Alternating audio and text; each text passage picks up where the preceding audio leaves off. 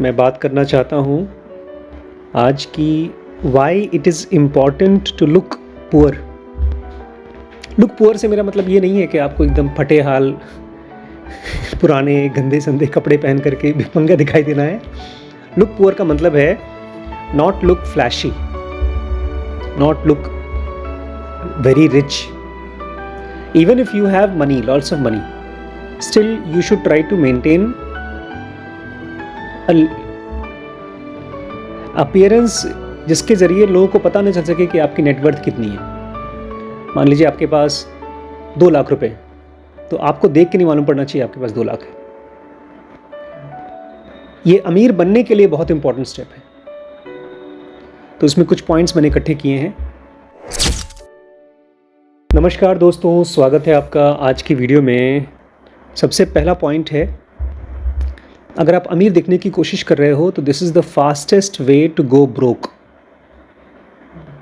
मेरी जान पहचान में कई लोग हैं, उन्हीं से मैंने ये सब के सब पॉइंट्स लिए हैं। गो ब्रोक, उनको तो आप भी जानते हैं अच्छे तरीके से। उनके पास पिछले, जब मैं लास्ट उनको जानता था, उनके पास 25 लाख रुपए की सेविंग्स थी और फिर उन्होंने इन्वेस्ट करना शुरू कर दिया। शुरू से ही उनकी हैबिट थी, जब वो यंग थे, अपने पेरेंट्स के साथ रहते थे, तब से वो सबसे महंगा फ़ोन ख़रीदना, सबसे महंगी गाड़ी ख़रीदना, जो भी अफोर्ड कर सकते थे, और सबसे महंगे कपड़े ख़रीदना, ये सब चीज़ें उनकी हैबिट थी। और फाइनली मैंने अभी सुना कि वो 25 लाख तो ख़त्म हो गए, अब 25 लाख का लोन है उनके ऊपर।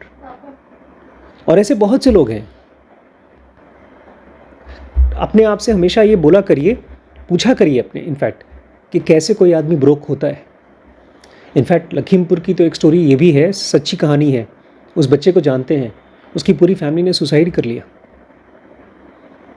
लोन लेकर के, फ्लैशी लाइफ जीने वाली। तो हमेशा अगर आपके सामने कोई गरीब दिखाई दे और ब्रोक हो तो उसको पूछिए कि हुआ क्या। तो मोस्टली यही होता है कि एक आदमी फ्लैशी लाइफ जीता है, उसकी वजह से गरीब हो जाता है। दूसरा पॉइंट है, you will have burden of liabilities.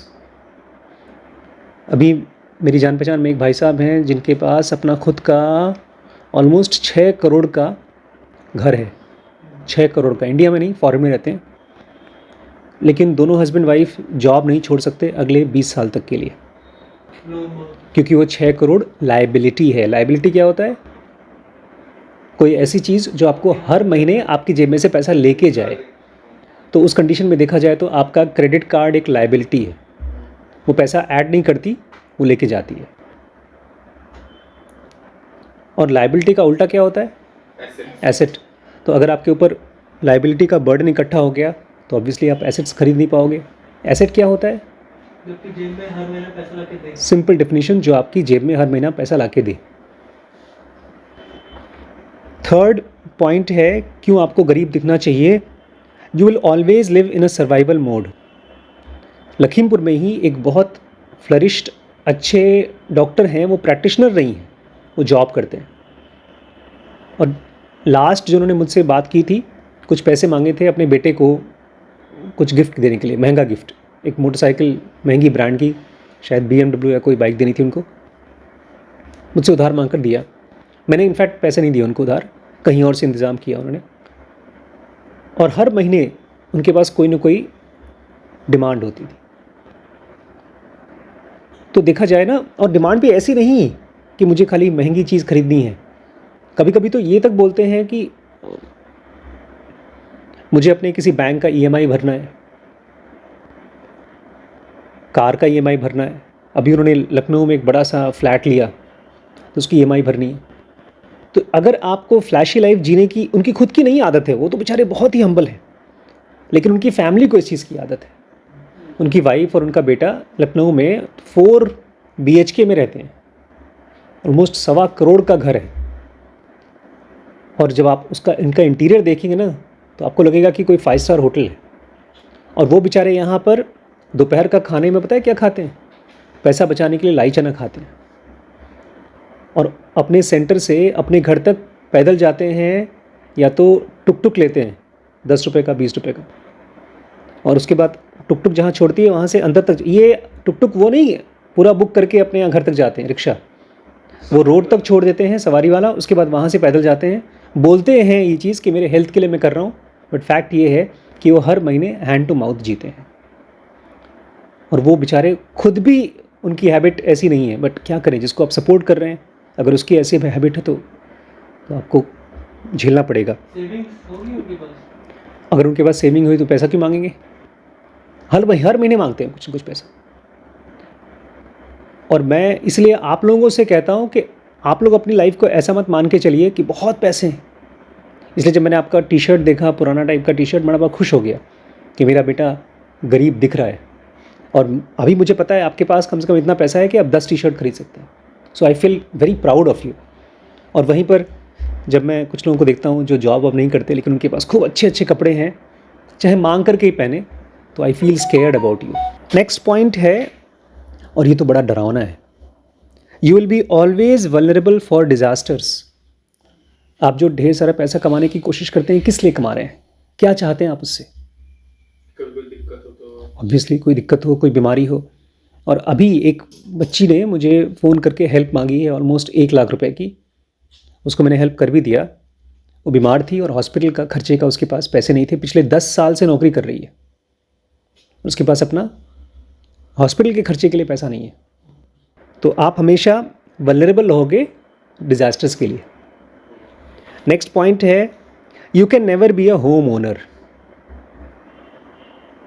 आज की डेट में अगर आपकी सैलरी चाहे 1 लाख हो चाहे 5 लाख, अगर आपके सर पे लोन है, लोन नहीं, आपको अमीर दिखना है, इसलिए मैंने आप लोगों से लिस्ट मंगवाई कि कौन कौन सी चीज़ें हैं जो आपको पैसे आते ही खरीदने हैं। और यहाँ पर किसी ने भी मुझसे ये नहीं कहा कि मुझे एक मोटा एफडी चाहिए, मुझे म्यूचुअल फंड में पैसे लगाने हैं, मुझे अपनी ज़मीन खरीदनी है, किसी ने कहा ही नहीं। सब ने महंगा लैपटॉप, महंगा फ़ोन, महंगे कपड़े, महंगे मेकअप और महंगे जूते। मैंने घर कहा था कि मैं घर खरीद के उसको एयरबीएनबी पे चलाऊंगी। हाँ, लेकिन आप ऐसा कर नहीं पाएंगे, चाहे घर खरीदना चाहें।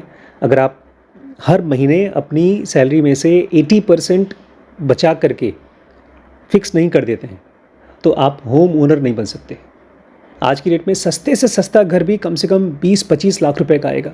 लखीमपुर के शहर में छोटा सा घर, एकदम छोटा सा घर, मान लो यहाँ से मान लीजिए 6-7 किलोमीटर दूर, एकदम किसी इंटीरियर इलाके में 500 स्क्वायर फीट का आप ज़मीन लेते हैं और उसकी कीमत, हमने तो ये वाला लिया है 2000 रुपये का, वो होती है 200 रुपये की। तो 5 टू ज़ कितना हो गया? 10। कितने का हुआ ज़मीन? 500 square feet into 200,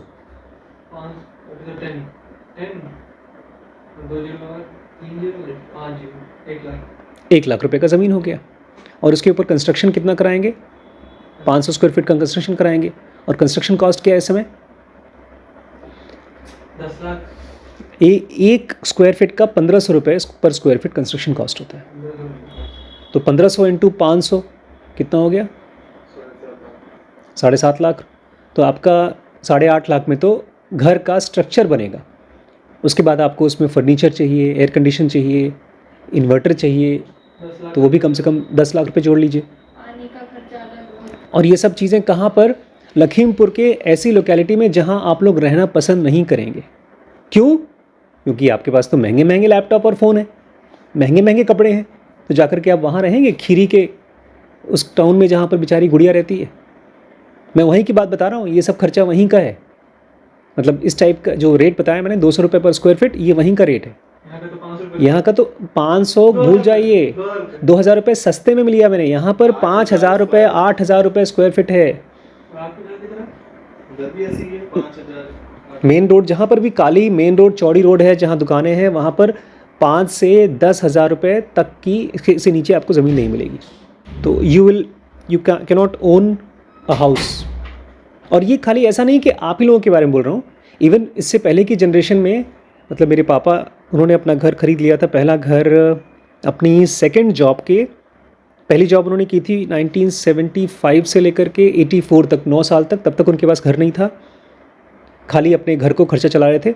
second job उन्होंने ली फॉरेन जा कर के, और विद इन फ्यू मंथ्स उन्होंने अपना घर खरीद लिया इलाहाबाद में। वो पहला मकान लिया था 1984-85 में, दूसरा मकान लिया 1990 में, तीसरा मकान लिया 1997-98 में, चौथा मकान लिया 1998 में, फिर पांचवा मकान अपने घर के ऊपर दूसरा बनाया 2001 में, और अभी लास्ट मकान छठा या सातवां मकान बनाया गांव में। और इस मकान को बनने में भी उन्होंने अच्छा खासा मोटा सा हेल्प किया था। उस टाइम मेरी मोटी सैलरी थी, लेकिन I could not afford house. जब मैं इतनी लाखों रुपए की सैलरी पा करके अपना घर नहीं बना पा रहा था 10 साल बाद, तो आप लोग तो भूल ही जाइए। और पापा ने खाली मुझे नहीं हेल्प किया, अपने ऑलमोस्ट हर एक भाई को, उनके 6 भाई हैं, एक बड़े भाई और बाकी छोटे भाई, सबको मकान बनाने में, ज़मीन खरीदने में हेल्प किया। और क्यों? बिकॉज उनको देख करके कोई आदमी गेस ही नहीं कर सकता कि उनके पास कितने पैसे हैं। तो आप होम ओनर नहीं बन पाएंगे, चाहे आप कुछ भी कर लीजिए। नेक्स्ट पॉइंट है, ये थोड़ा सा ट्रिकी है, ये आप सब चाहते हैं लेकिन आपको मिलेगा नहीं। You will never get good offers. अभी रिसेंटली हम लोग गए थे टीवी खरीदने के लिए, एलजी का टीवी देखने गए थे, और उस बंदे ने मुझे देखते ही ये रियलाइज़ कर लिया कि भाई साहब ब्रोक हैं, गरीब आदमी है। तो उसने मुझे शुरुआती एकदम छोटे वाले टीवी की बात कराई। फिर तब तक से मैम आ गई, उन्होंने थोड़ी बड़ी 65 इंच की टीवी पूछी। उसने टोटल रेट बताया था कुछ 90,000 रुपये। मैंने उसको सीधे कहा कि भाई 50,000 रुपये की मेरे ऊपर बजट नहीं है। तो ऐसे ऊपर से नीचे तो देखा, उसको समझ में आ गया कि इनके औकात सही में 50,000 के ऊपर की टीवी का नहीं है। और फिर उसने अपना मैक्सिमम जो था वो डिस्काउंट के साथ बता दिया। आई थिंक सम 70-75,000 रुपीज़ का टीवी था। लेकिन उसके बाद फिर हम 4 दुकानों में और गए, और एक जगह पर मुझे बहुत बड़ा मुश्किल हुई। वो मूसाराम जी का एक शोरूम है, टीवी का शोरूम है, सैमसंग का शोरूम है, और उनकी शुरुआती टीवी 65 इंच में 2 लाख रुपए की थी। और चूंकि वो मूसाराम जी अरबपति करोड़पति लखीमपुर के, वो मुझे पर्सनली जानते हैं, तो मुझे डिस्काउंट 1 रुपये का नहीं मिला। बोल दिया उन्होंने डिस्काउंट मिलेगा, लेकिन थोड़ा सा बढ़ा करके उसके बाद डिस्काउंट किया। वो 2 लाख का टीवी उन्होंने मुझे 1,90,000 में ऑफ़र किया। मैंने नमस्कार किया बेशर्म की तरह और घर पे वापस चला आया। तो अगर कोई आदमी जानता है आपके पास कितने पैसे हैं, आपको देख करके उसको एहसास होता है कि आप अमीर आदमी हैं, तो आपको डिस्काउंटेड ऑफ़र नहीं मिलेंगे। कोई पहले उसको फील होना चाहिए ना कि you need some help. Otherwise हर आदमी आपको देख करके सोचा इसके पास इतने पैसे हैं कि इतना महंगा कपड़ा, इतना महंगा फ़ोन चला रहा है, तो फिर मेरा सामान क्यों सस्ता दूँ मैं? ऐसा हम लोगों को भी होता है। जब पेशेंट्स आते हैं हमारे पास, मैं ऑलमोस्ट हर गरीब पेशेंट को कोशिश करता हूँ कि हेल्प हो जाए, सस्ता मिल जाए। लेकिन अमीर को देख करके हम लोग को यही फीलिंग आती है कि जब इतना पैसा खर्च कर सकते हैं, मोटी मोटी सोने की चैन पहन रहे हैं, एप्पल का फ़ोन चला रहे हैं, बड़ी सी गाड़ी बाहर खरीद रखी है, तो आकर हमसे पेशेंट डॉक्टर से डिस्काउंट मांग रहे हैं। ऑफ़र देने का मन नहीं करता, क्योंकि देख करके एक सिस्टम 1 हमारा रिस्पॉन्ड करता है, तो आपको अच्छे ऑफ़र नहीं मिलेंगे। उसके लिए आपको बेशर्म गरीब दिखाई देना चाहिए। नेक्स्ट पॉइंट है, आप कभी भी you can never feel rich. Feeling rich नहीं आएगा आपको। Feeling rich is a state of mind जहाँ पर आप स्ट्रेस फ्री होते हो।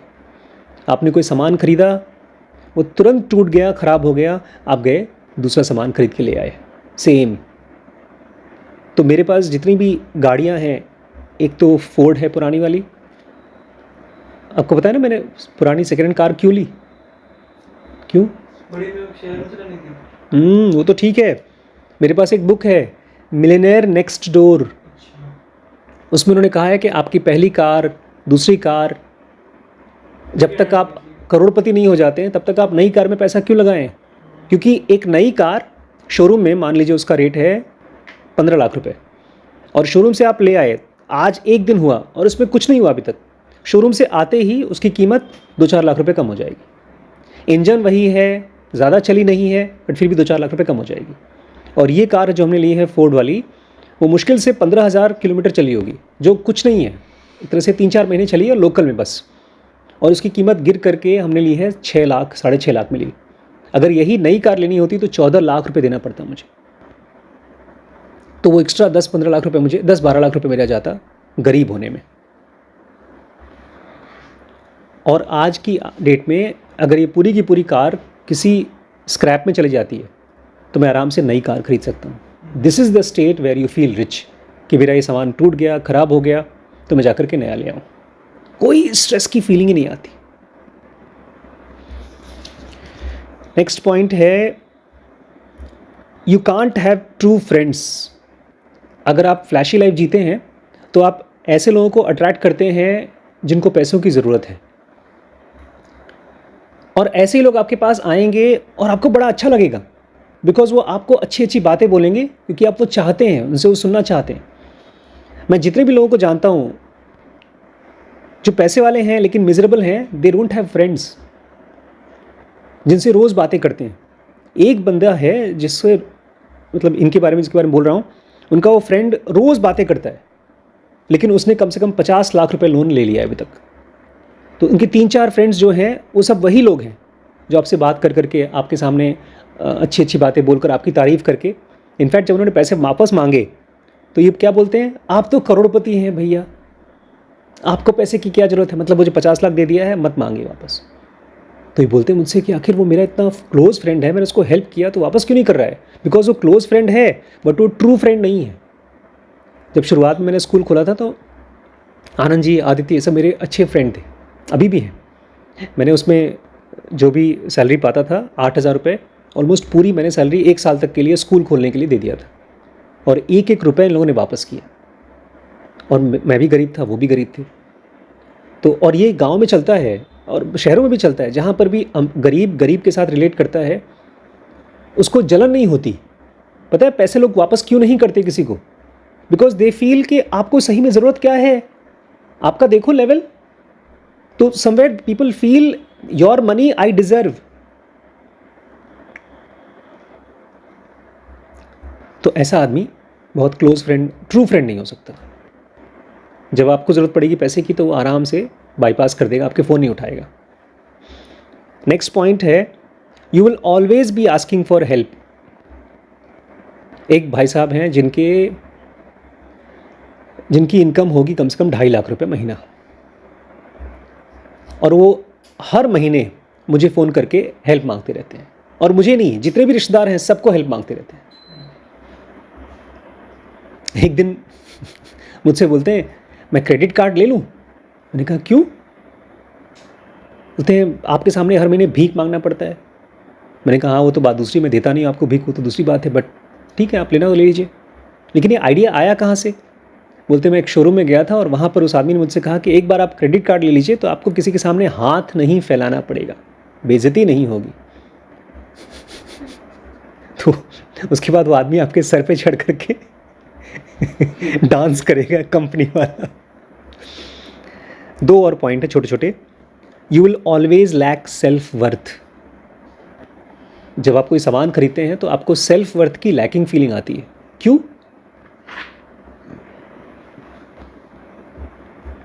आपकी सेल्फ वर्थ किस चीज़ से आप कैलकुलेट करते हो? जो सामान है, दो चीज़ें, ये तो पैसे से आप करते हो या सामान से।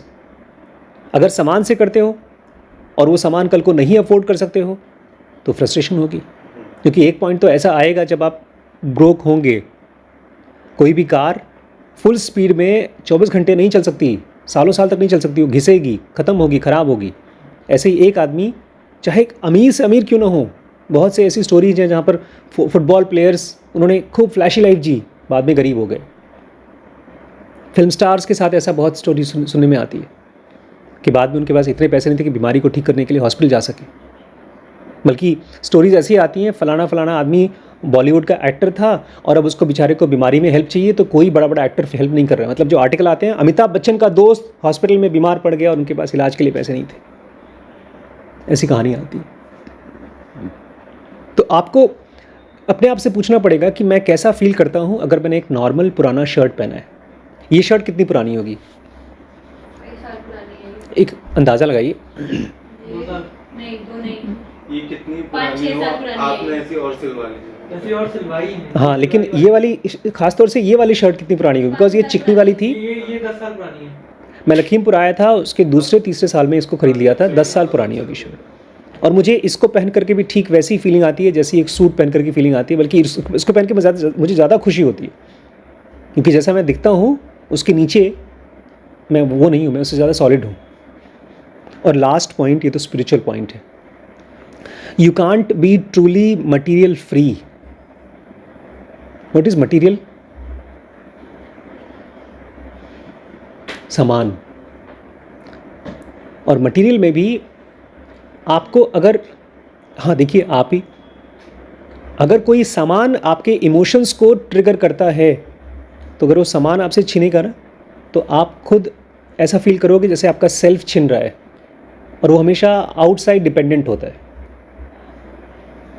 कृष्णमूर्ति की किसी भी बुक में आपने ये नहीं सुना होगा कि that stool was very flashy, his shirt was very beautiful, that car was very beautiful, क्योंकि वो चीज़ों से अट्रैक्ट नहीं होते थे। अगर आप स्पिरिचुअल पाथ पे आगे बढ़ना चाहते हैं, सचमुच का पीस चाहते हैं, तो you have to be separating your identity from things. आपको कभी भी ये नहीं पता चलना चाहिए कि ब्रांड कौन सा मैं यूज़ कर रहा हूँ। आपके साथ मैंने भी चश्मा खरीदा, लेकिन उस चश्मे को मैं इसलिए यूज़ करता हूँ, खुशी होती है उसको यूज़ करने में, क्योंकि उसका ग्लास बहुत आँखों में अच्छा फीलिंग आती है। कितने की ली थी हम लोगों ने? आई थिंक 500 रुपये की ली थी, और उसका ब्रांड भी कुछ नहीं था। उस पर उसने लिख रखा था रेबैन, लेकिन सबको पता है रेबैन 500 का नहीं आता, बट उसकी क्वालिटी हमेशा फील करिए। ये शर्ट मैंने ऐसी ली थी, मैंने उसको कहा था भैया मुझे एक ऐसा शर्ट चाहिए जो एक बार प्रेस कर लो तो कम से कम 1 हफ्ते जब तक मैं उसको पहनूँ, जब दोबारा जब तक नहीं धुलता हूँ तब तक वो बिना प्रेस किए भी प्रेस्ड रहे। और ये बस हो गई। ये मैंने इनफैक्ट दूसरी थी, एक शोरूम में देखी थी सेम टाइप की शर्ट, उसको मैंने ख़रीदा था सेल में, कुछ 500-1000 में ख़रीदा था। फिर उसको पहन करके गया दिखाने के लिए कि मुझे इस टाइप की क्वालिटी का कपड़ा चाहिए, और ये उससे अच्छा कपड़ा निकला, और इसकी कीमत रही होगी पूरी सिलाई विलाई लेकर के 500 रुपये। इसके बाद मैंने 4 शर्ट ऐसी बनवाई, सेम शर्ट मैंने अपने भाई को भी भेजी, सेम शर्ट पापा को भेजी, और सबके सब बड़े खुश थे। तो you can't be truly free. अगर आप गरीब दिखना नहीं जानते तो आप एक बहुत इम्पॉर्टेंट, बहुत powerful way of getting rich, seriously rich नहीं जानते। क्योंकि आपको जो फील होना चाहिए ना रिच, वो तभी होना चाहिए जब आप सचमुच में रिच हैं, और आपने जब सामान ले लिया और फील करना शुरू कर दिया, फिर आप एक इल्यूजरी दुनिया में जिएंगे। ये ऐसे ही है जैसे कोई आदमी सचमुच की बॉडी की मसल्स बनाना चाहता है, लेकिन उसने ऐसे कपड़े पहन लिए, उसकी बॉडी बड़ी फ्लैशी दिखाई दे रही, नकली मसल्स लगा लिए, जैसे बॉलीवुड हॉलीवुड की फिल्मों में दिखाते हैं, स्पाइडरमैन के मसल्स और जवान फिल्में शाहरुख खान के और सलमान खान के मसल्स दिखाई देते हैं।